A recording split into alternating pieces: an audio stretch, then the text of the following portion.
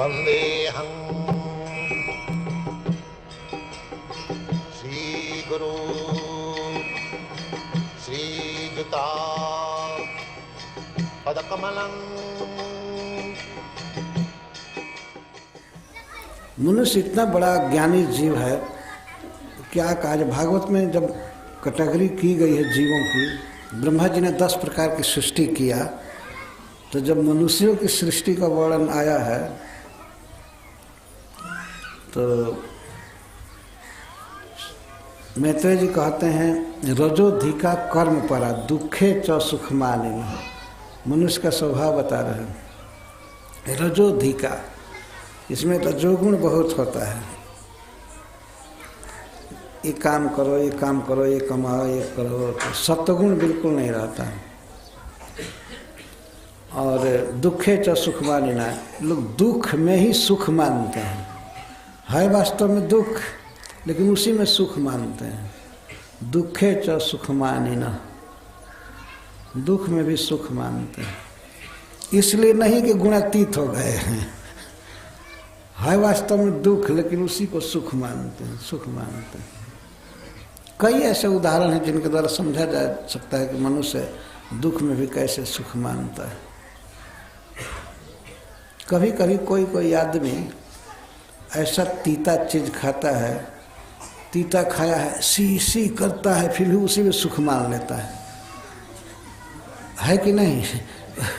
बहुत तीत लगा है, बहुत तीत लगा। कौन खाया?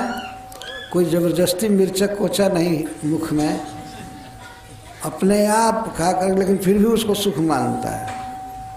वर्णन करना पड़े, कह रही भाई लेकिन कमाल कर दिया मिर्च,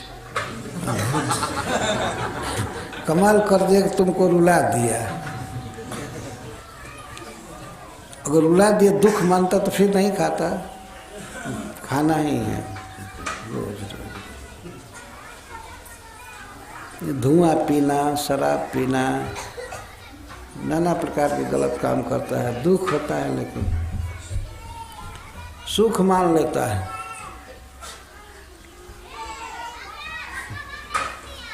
कितने लोग तो वोट में हार जाते हैं, फिर भी हारने में हताश नहीं होते हैं।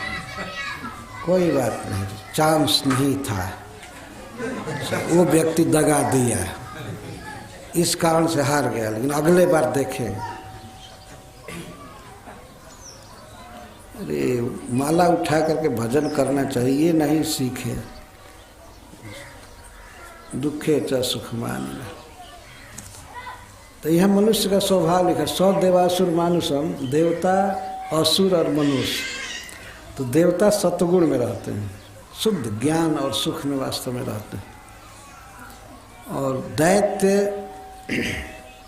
रजोगुण में रहते हैं, विषय भोगाद में। और मनुष्य तो विषय भोगाद भी नहीं कर पाते, केवल तमोगुण में रहते हैं। हरे कृष्णा कृष्ण कृष्ण